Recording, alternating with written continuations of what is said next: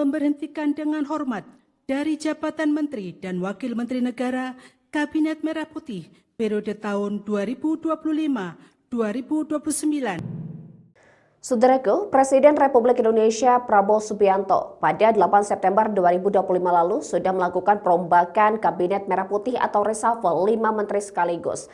Dan menurut Wakil Presiden Republik Indonesia Gibran Rakabuming Raka yang juga merupakan anak dari mantan Presiden ke-7 Republik Indonesia Joko Widodo, menegaskan bahwa reshuffle ini adalah untuk memperkuat lagi kinerja pemerintahan dan juga untuk mempertegas atau memperkuat pelayanan publik agar lebih optimal lagi. Berikut informasi selengkapnya untuk Anda.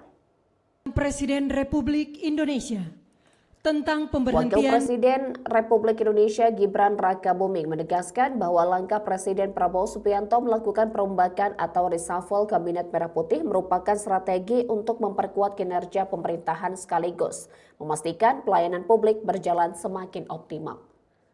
Hal tersebut disampaikan Wapres menjawab pertanyaan awak media di Batam, Kepulauan Riau pada Rabu 10 September lalu.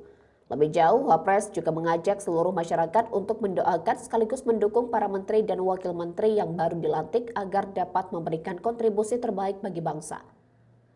Diketahui beberapa waktu lalu, Wakil Presiden Gibran Rakabuming juga ikut mendampingi Presiden Prabowo Subianto melantik 4 menteri dan 1 wakil menteri Kabinet Merah Putih. Sisa masa jabatan 2024-2029 digelar di Istana Negara, Jakarta pada Senin 8 September. Pelantikan ini dilaksanakan berdasarkan keputusan Presiden Republik Indonesia nomor 86/P tahun 2025 tentang pemberhentian dan pengangkatan menteri dan wakil menteri negara Kabinet Merah Putih periode 2024-2029. Adapun kelima pejabat yang dilantik yaitu Purbaya Yudi Sadewa sebagai Menteri Keuangan, Mukhtaruddin sebagai Menteri Perlindungan Pekerja Migran Indonesia atau Kepala Badan Perlindungan Pekerja Migran Indonesia, Ferry Joko Yuliantono sebagai Menteri Koperasi, Muhammad Irfan Yusuf sebagai Menteri Haji dan Umroh, serta Daniel Anzar Simanjuntak sebagai Wakil Menteri Haji dan Umroh. Dalam prosesi pelantikan yang berlangsung khidmat tersebut, Presiden Prabowo mendiktekan pengucapan sumpah jabatan dan diikuti para menteri dan wakil menteri terlantik. Usai prosesi, Presiden dan Wakil Presiden memberikan ucapan selamat kepada para anggota baru kabinet tersebut diikuti para tamu undangan lainnya. Wapres Gibran masih terus aktif dalam tugas-tugas kenegaraannya, terlihat dari press release yang terus masih dibagikan terkait kegiatannya. Wakil Presiden Gibran juga mendorong penguatan peran pesantren dalam mencetak generasi unggul dan berdaya saing di era modern. Hal ini ia sampaikan saat menerima pengurus Gerakan Nasional Ayo Mondok di Istana Wakil Presiden Jakarta pada 11 September. Penguatan pesantren sebagai institusi pendidikan sejalan dengan program prioritas nasional Astacita Presiden Prabowo Subianto, khususnya dalam memperkuat pembangunan sumber daya manusia, memperluas akses pendidikan berkualitas, serta meningkatkan daya saing generasi muda melalui integrasi ilmu agama dan teknologi digital.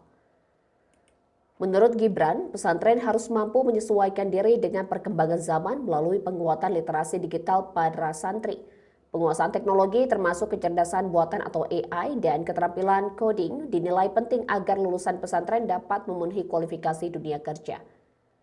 Gibran turut menyatakan dukungan terhadap rencana rapat koordinasi nasional pimpinan pondok pesantren se-Indonesia yang akan digelar Oktober mendatang.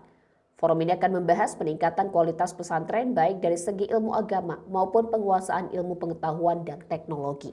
Purbaya Yudi Sadewa sebagai Menteri Keuangan. 2. Mukhtaruddin sebagai Menteri Pelindungan Pekerja Migran Indonesia, Kepala Badan Pelindungan Pekerja Migran Indonesia. 3. Ferry Joko Yuliantono sebagai Menteri Koperasi. 4. Muhammad Irfan Yusuf sebagai Menteri Haji dan Umroh. 5. Daniel Anzar sebagai Wakil Menteri Haji dan Umroh. Ketiga, keputusan Presiden ini mulai berlaku sejak saat pelantikan ditetapkan di Jakarta pada tanggal 8 September 2025, Presiden Republik Indonesia Prabowo Subianto.